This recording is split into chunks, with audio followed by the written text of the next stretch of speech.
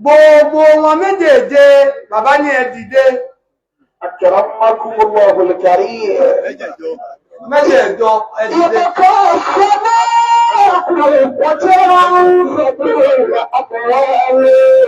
ولكل دهر دولة رجال.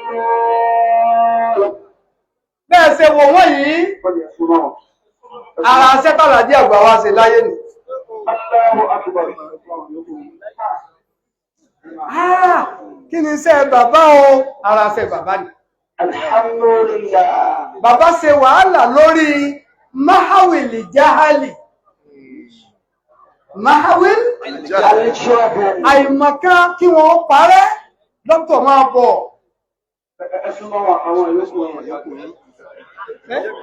Ẹ̀yin náà, Prọfẹ́sọ̀ ẹ̀yin náà lọ dúró tì wọ́n. Yàwó kọ̀ bí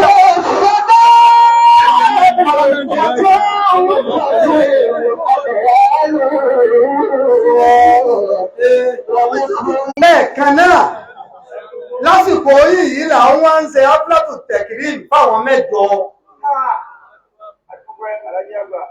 Yunifásitì ìtẹ̀gbélẹ̀ fún wa nísìn. Bàbá fẹ́ máa lo gbogbo ọmọ yín kà ní Nàgàwọ́ta ọ̀ṣẹ́kù. Àbí ọkùn ó sì ṣẹ́. Ẹlòmí ọlọ́run gbóore fún àmọ́ wọ́n bá lò ní. Ọlọ́run ò sòrè yí bẹ́ẹ̀. Alhamdulillah. Àgbárìkọ̀ ọ̀la sáájú ẹ̀dá ìdùnnú náà máa lọ wájú sí inú.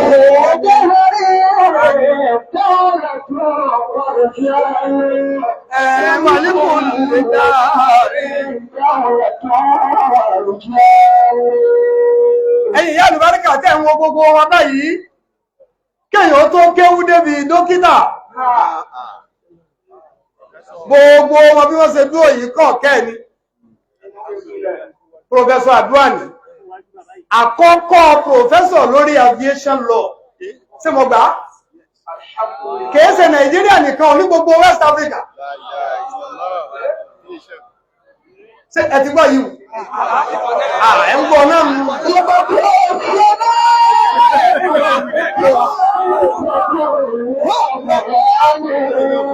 Ọmọ bàbá yìí gbọ́ yìí kan lórí.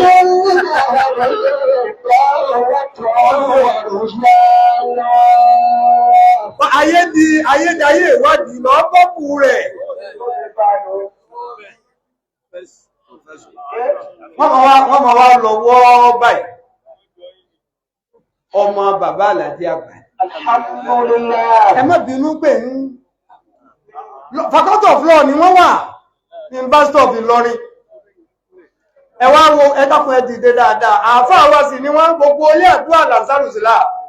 Gbogbo ilé àdúrà ni bàbá. Bàbá ní látòkè délẹ̀. Ẹ wá wo gbogbo àwọn dókítà wa tó wà lórí ìgò yìí. Àbẹ̀ Ọlọ́run fún yín. Ààyè tẹ́ ti dìde náà ni. Ààyè tẹ́ ti tọrọ kọ́lọ̀ ń jẹ́ ẹ̀rọ náà gbé gbà ní. Òru ó ti mú yín ní òtútù. Dókítà Dáwàkálùtù ti ní rí pé ọ̀rọ̀rùn.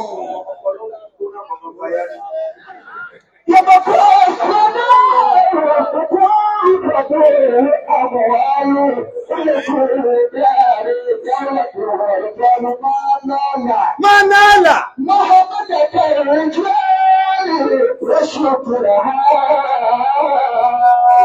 Ọlọ́run kò ní jẹ́ àtàbí kúkúrú lọ.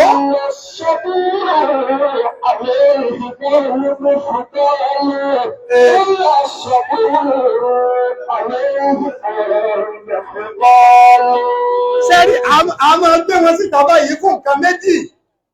Ìka alákọ̀ọ́kọ́ bá ń sọ̀rọ̀ pé báyìí làlájí àgbárí kìí ṣe dẹ̀rù sí. Ní tí wọ́n lẹ̀ wá lókò sí rẹ̀ o. Ní tí wọ́n sọ bàbá di ẹni tí rìn kẹ́jẹ́kẹ́jẹ́ sí rẹ̀ o. Fẹ́mi ọ̀bá lè kọ̀nfẹ́ǹtì rẹ̀ á sì sàsí àbọ̀ àsàsí àlájí àgbárí.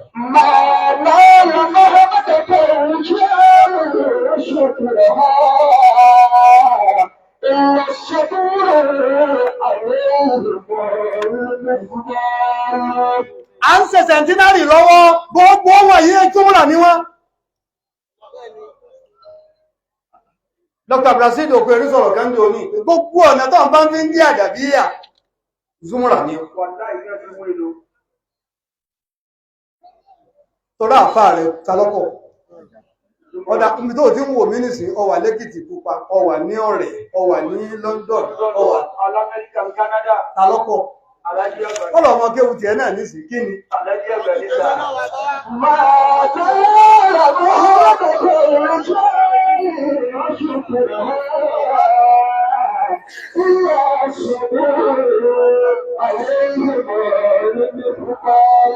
Professor Ismail Mustapha Adua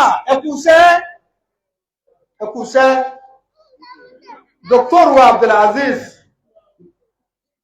Bọ́láńlé Tawakalitu Dr. ẹkùṣẹ́ obìnrin ẹni tí ó pẹ́ kéwọ́ obìnrin ojú dí àrò lọ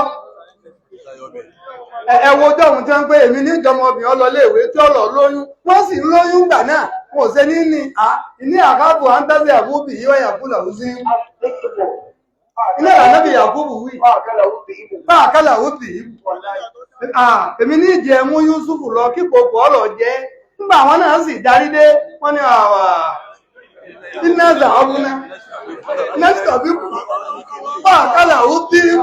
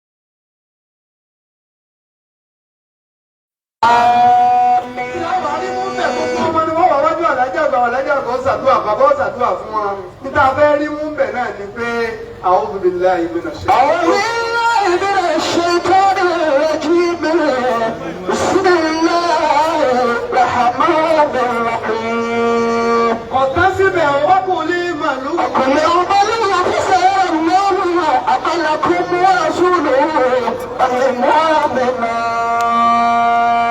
bàtà pọ̀ lé orí ìyá àtàwa náà.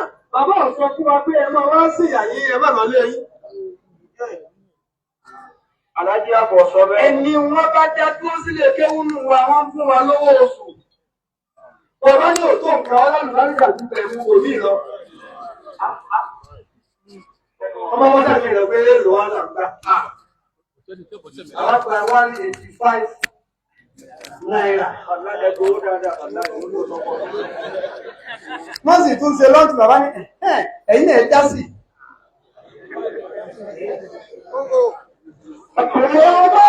Ọkùnrin mọ̀lú.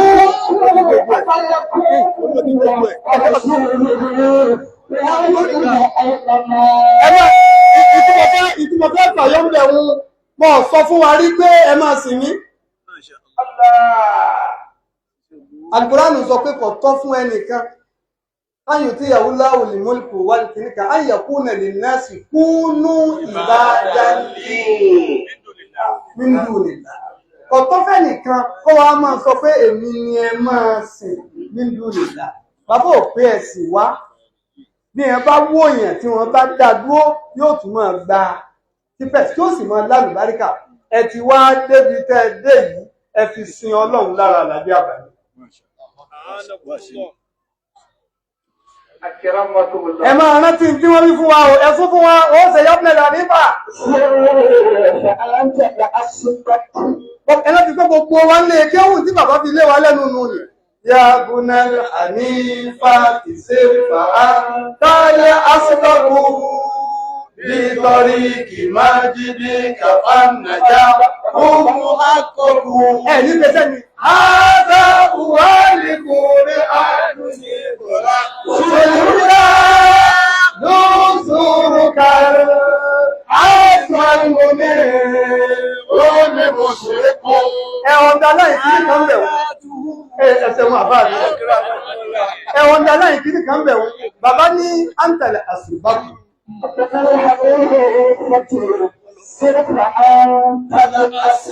Yabnal Hanifa, ẹ̀yin ọmọ mi, ẹ̀yin ọmọ Islam.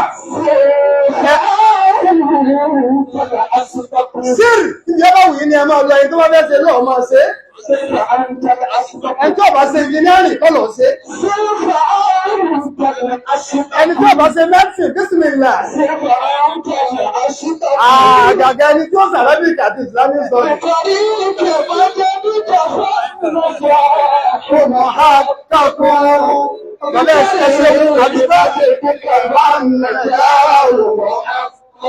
Ẹ máa rìn àmọ́ bí tọ̀rí ìkìmọ̀ jìdíkà ojú ọ̀nà àwọn tó fi lé yín lọ́wọ́ ni ẹ máa rìn. Bẹ́ẹ̀ dé èèyàn òun yìí ti wà automatic.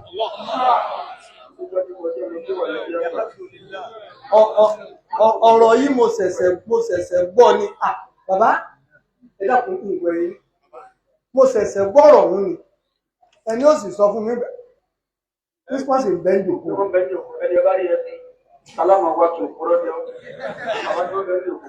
Ọ̀kanú wa lọ kí àwọn ọlọ́kọ̀ọ́kàn tó jáde ń súnmọ́ra.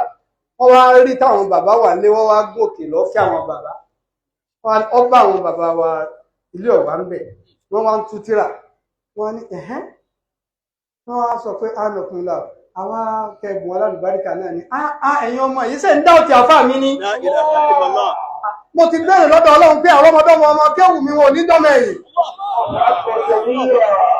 Nítorí ìkè ọjọ́ nípa fáwọn ọ̀dọ́ àbúkọ̀ ọkọ̀ nítorí ìkè májè nípa fáwọn ọ̀dọ́ àbúkọ̀ ọkọ̀. Ànàjáwò mú àkẹ́kù ìjẹ́ ìráyé lò ìsáyé dáadáa mọ̀ àkà. Ó ti wà kọ̀ǹfà. Gbogbo fíìdì yín ni ẹ fi sin Ọlọ́run lára àlàjì àgbà. Ṣé ẹ rí pé bàbá ṣe wọ́n jáwọ́ lára bàbá fi wálẹ̀? Bàbá ni wọ́n kọyàn kéwú tán wọ́n tún wá tẹ̀lé bí ó ṣe rí ni. Wọ́n kọ wa kéwú tán wọ́n tún tẹ̀lé wa bá ṣe rí ni. Kódà bọ̀ ọmọ àwọn àdúrà tí wọ́n ṣe é lẹ̀ ń bẹ lára rẹ̀. Wọ́n lóò wo bẹ́nu rẹ̀ ṣe dùn tó ń sì káwó ni.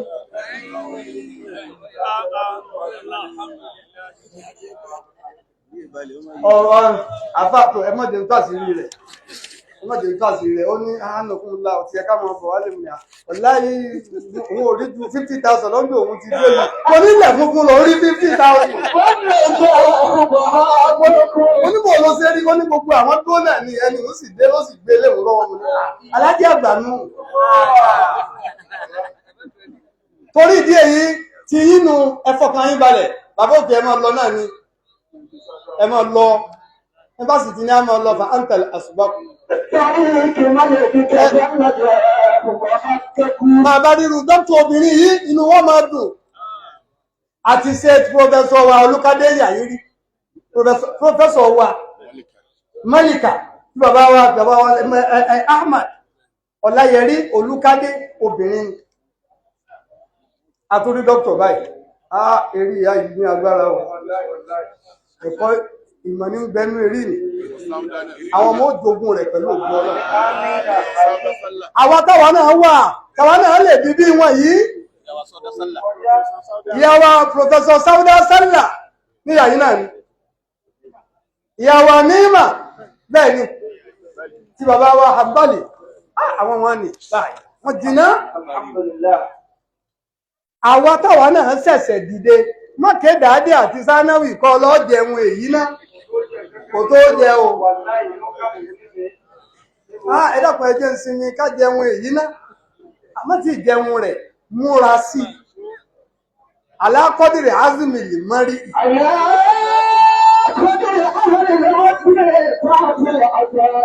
bẹ́ẹ̀ bá ṣe ní determination sí ní òsè débi tó ń lọ. Láti alákọ́dìrì kìrámìlì màkárìmù bọ́ bá ṣe pera rẹ̀ ló ṣe bára rẹ̀ wọ́n mọ̀lẹ́mọ́ mi láyé bí ọjà mi náà sà. níjòkó èní àfiwọ́n lé Ọlọ́run lọ́wọ́ yóò sì máa dá fún yín sí i. dímà tò ní láàfin wọnú Ramadan. bàbá wa ní wí báyìí pé kálukú ọmọ tẹ́tí lẹ́kọ̀ọ́ nígbà bàbá wọn bá lọ rí bá ti lọ́yà ká bẹ̀rẹ̀ àwẹ̀ làwẹ̀ ọ bẹ̀rẹ̀. Kòrò pẹ́sì kan sí ni. Púpẹ́ mẹ́ta wọ́n lọ́ọ̀hùn. Láàzà fáàbù dára káà. Gbogbo ojú ẹ bá ti wá gbọ́ pé àbẹ̀rẹ̀ àwẹ̀ ní tàbísírì ọ̀bẹ̀rẹ̀. Ẹ̀yin náà lẹ́gbàá wa ṣe. Àmín. Bàbá ẹ̀yin náà lápẹ́tì. Àmín. Ẹ̀yin náà lágbọ́rọ̀ Ọlọ́run lẹ́nu yín. Àjọ bẹ̀rẹ̀ àjọ sókè rẹ̀. Òwá tún ní sèyí tí ń bọ̀ yìí náà lópin. Àmín dáadáa.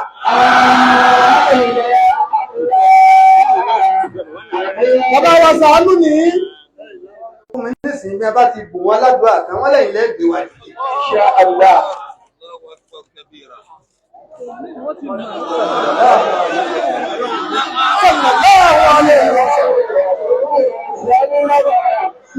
Lónìí, àfọ́ àwọn táàdù dì ìyá àwọn ọmọ ní jẹ́ ti bàyá àwọn sẹ́ńtà.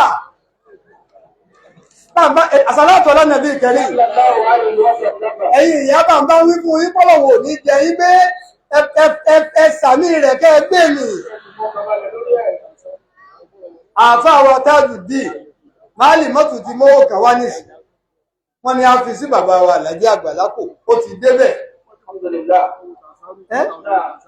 owó tansaru Islami wọ́n ti mówó tansaru Islami wá 2,000 naira Ọlọ́run ọjọ́ ọjàre orí ló fi ṣe tó ṣe èyí Ọlọ́run ò ní jẹ́ ọparẹ́ àlùbáríkà rẹ̀ ọmọ wa pọ̀ sí gbogbo ẹ̀yin ìyá àlùbáríkà wò èyí tàbí ìnájàdùn lára àwọn ọmọ wọn wọ́n padà yí padà wọ́n di dáadáa àwọn tí ń jádùn lówó ló ìrọ̀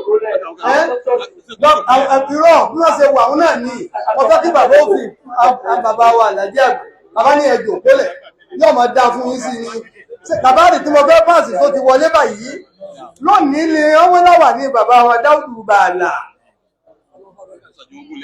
Barista Aliyu Kọ́lá Abdulkadir Ọlọ́run jẹ́ wọ́n kù lẹ́nu jẹ́ wọ́n pẹ́ mbẹ̀ Ọlọ́run bá kẹ́ Dáúdù tàná bá kẹ́ tìjẹta bá kẹ́ gbogbo àwọn tí wọ́n ti lọ Ọlọ́run ṣàánú àwa náà mo ti ànọ́ǹsì pé bí Ramadan bá ti ń bẹ̀rẹ̀ o ni wá sí ọ bẹ̀rẹ̀ o ní sì ń di jọ́kejì jọ́kẹta rẹ̀ wá sí ìtàlẹ́nà bẹ̀rẹ̀ lọ́jà insha Allah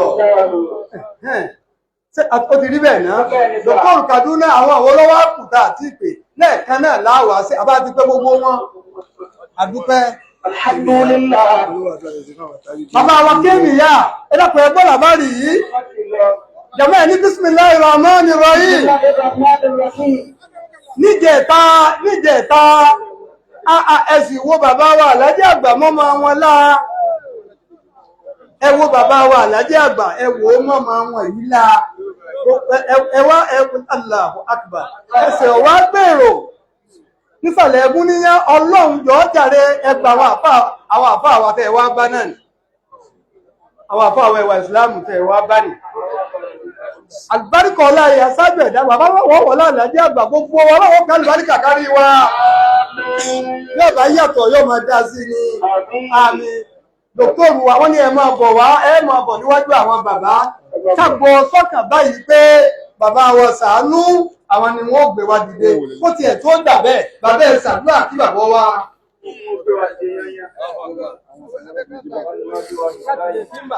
Bismillah.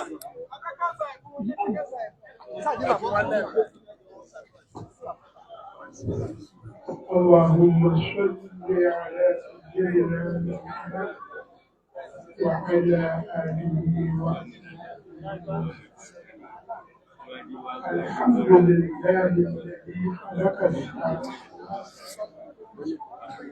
وجعل الظلمات والنور ثم الذين كفروا بربهم يعدلون هو الذي خلق كل شيء ما أجل وأجل مسمى ثم أنتم تنظرون وهو الله في السماوات وفي الأرض يعلم سركم وجهركم ويعلم ما تكسبون يا الله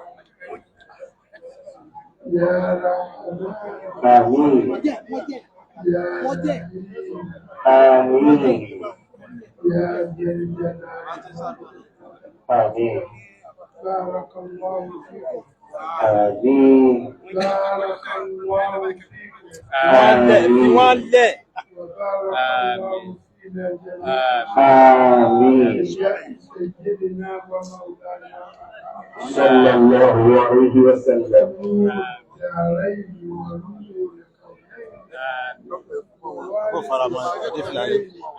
آمين آمين آمين عدد تكاليف الأحيان والسنين آمين والحمد لله رب العالمين آمين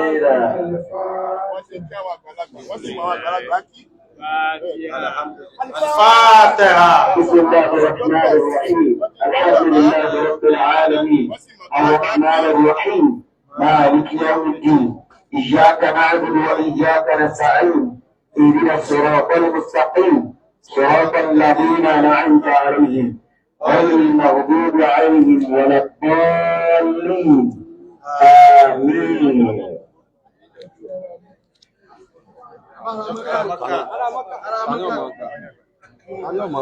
Àmín. Àmín.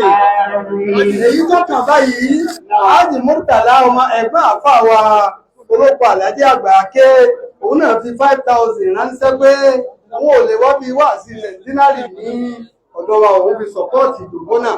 Ẹ̀yin àfà wa ní sẹ̀ntínárì ẹ̀súnmọ́ mi o, ẹ̀yin lẹni 5,000 yìí o. Eléyìí, bàbá wa Kémìyà, àwọn ní àfà wa Tajudeen ní Kùrùmọ́ yìí ọlọ́run bá ṣàlékún dáadáa rẹ̀ fún bẹ́ẹ̀ lélẹ́yà láti Kánò tá a máa rán àfà wa Sheikh Sharafuddeen ọlọ́run bá ṣàlékún dáadáa náà jù báyìí. Ìwọ́n lọ ẹ̀kájú bàbá ẹ̀yin ẹ̀dàkùn ẹ̀sàdúà wọ́n mọ̀ wá yẹ fọ́tò.